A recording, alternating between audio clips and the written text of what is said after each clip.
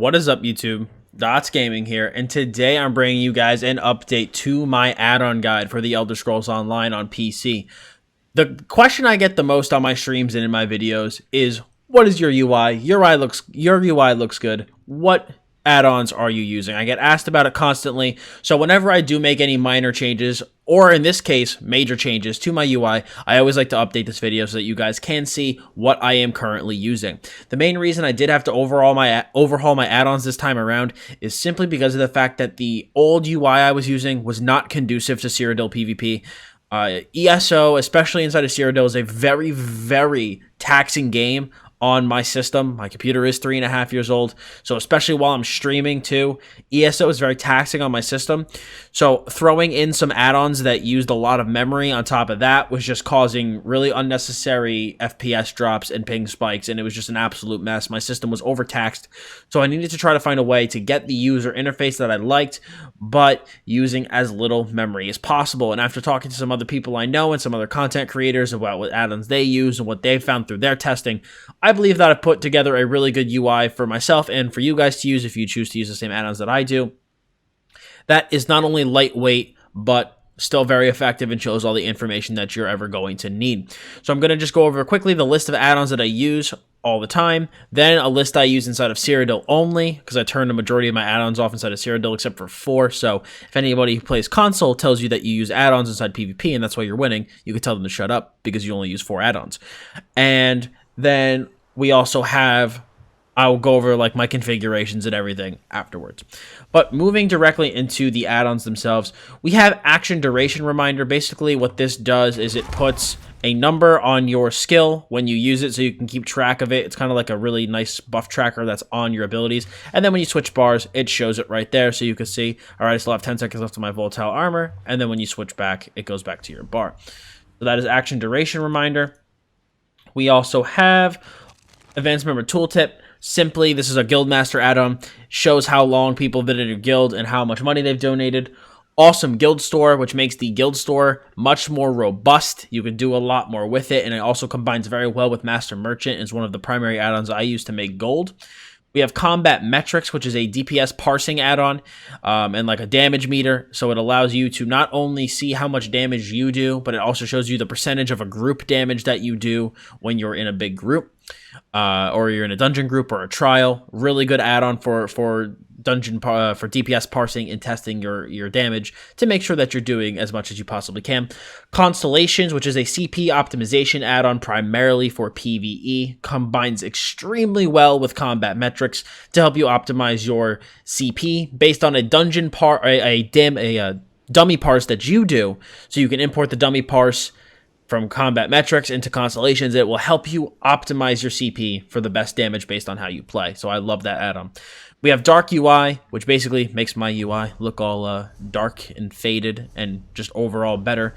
It's like a night mode basically for ESO, so I love that add-on. We have Destinations, which simply shows you various destinations on your map so you can see more stuff around the map. Just more places, more locations, and you can really like customize the living crap out of this so you can show as much or as little information as you really want. We have Foundry Tactical Combat, which is what I am now using for my long buffs and my buffs. So as you can see in the bottom right corner, I have my long buffs. I also have some of like my regular buffs, so you can see my volatile armor, my major protection and whatnot. What else can I get up? We have coagulating blood, so you can see in the bottom right my health recovery buff. So I just use it as a buff tracker for my self buffs, my long buffs and my self buffs, to combine with Action Duration Reminder. Gives me a really complete overview of the buffs that I currently have on my character, and that's all I use it for. I only use it for the buffs, but I'll go over more of that later in the video. Godsend is what I used to send mass send out mail to my guild. Lib add-on menu came bundled with one of my add-ons. I have no idea which one, but it came bundled with one of them. You can leave this. It's just, I have no idea really what this does, but I looked it up, and I think it has something to do with one of these menus, one of either these menus or these menus. I don't know. I just leave it. It doesn't do anything. It's just a menu. Lorebooks shows you where all of the Lorebooks are inside the world. You really only need this if you're playing a magical character, but it shows you, I captured all the Lorebooks there. Let's go to Cyrodiil. Shows you icons on your map where the Lorebooks are. So it makes it much easier for doing the Mages Guild. Makes that grind a little tiny bit less painful. We have Master Merchant, one of my favorite add-ons.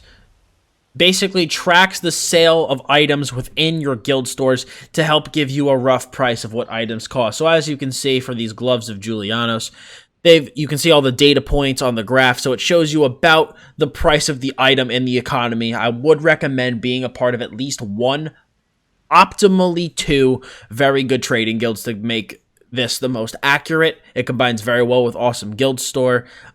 Just really a good add-on. If you really are trying to sell items and make money, I would definitely recommend having Master Merchant. We have Research Assistant, which I use to track traits that I have researched and traits that I don't. The reason that I like still using Research Assistant, even though it's default in the game now, is that you cannot set a crafting character in ESO's default user interface, and if they do make that moving forward, that would be awesome, because I can set my Magblade to be my crafting character, so I could see on my DK that I don't need to research this because I have Divine's Light Legs researched on my Magblade, so I don't need to save this piece for research. I already have it researched on my crafter, but although as you can see here in the default UI, it says, oh, you can research it on the DK, because on my DK I need to research it. So that's why I still use Research Assistant even now during Clockwork City.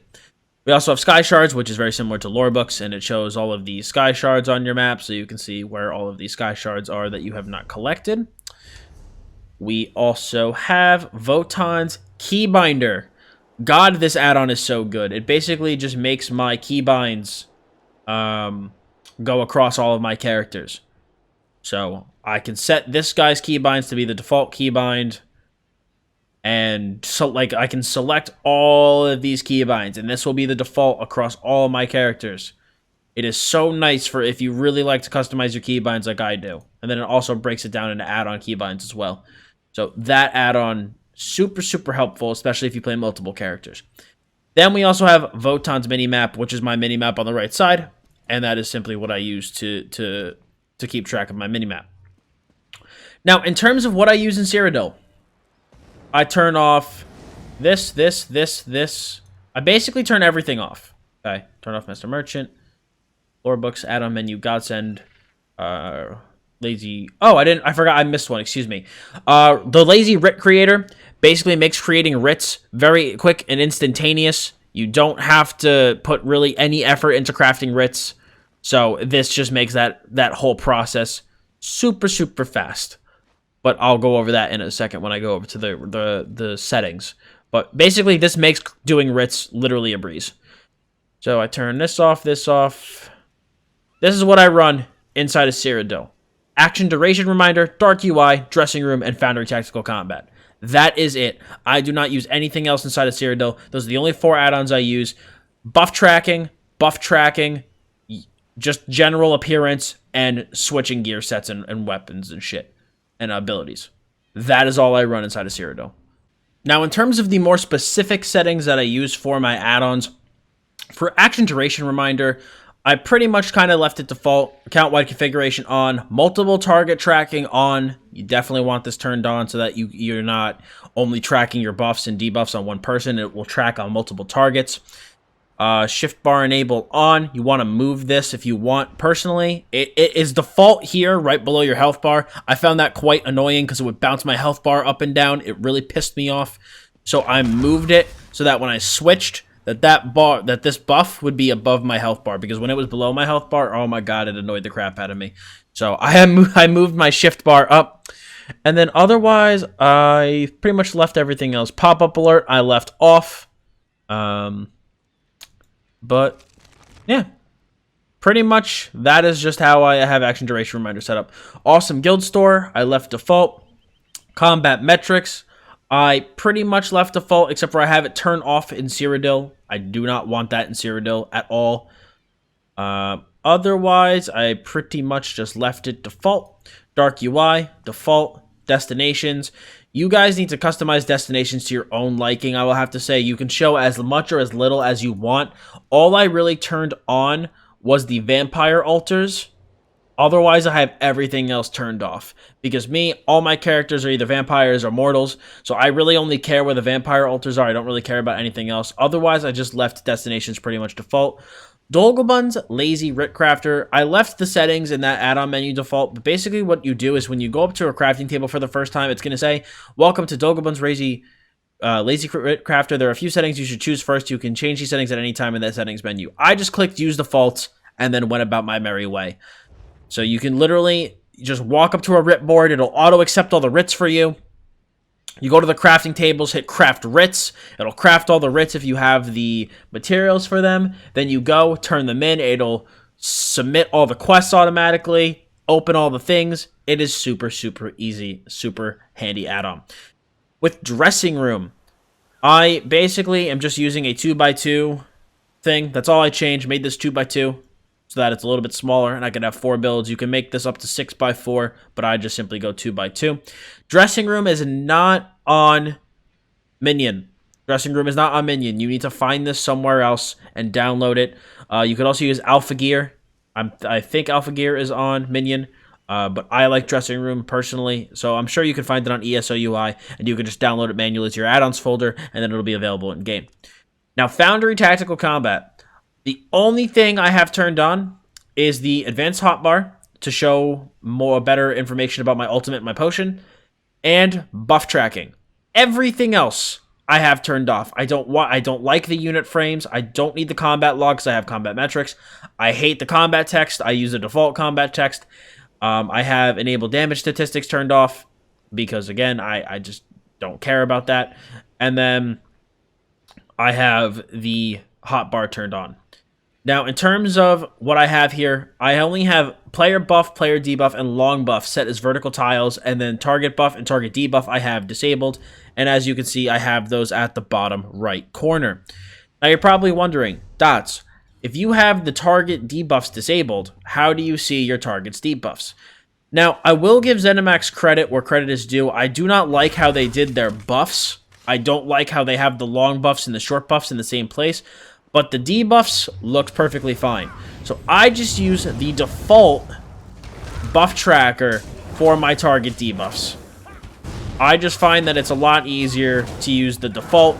Obviously, it's going to take up a lot less memory because it's default and native to the game. So if you just simply go into combat, scroll down, buffs and debuffs always show, target debuffs on, and I can turn off from others. So it will only show my target's debuffs. So that is what I really like about this. I only have this. I wish you could customize some of the positions, but since you cannot, I only use this for the debuffs because I like to use Foundry Tactical Combat for my buffs only. The main reason I like it for the debuffs is simply because of the fact that, as you can see, it grows from the center, which is really, really nice.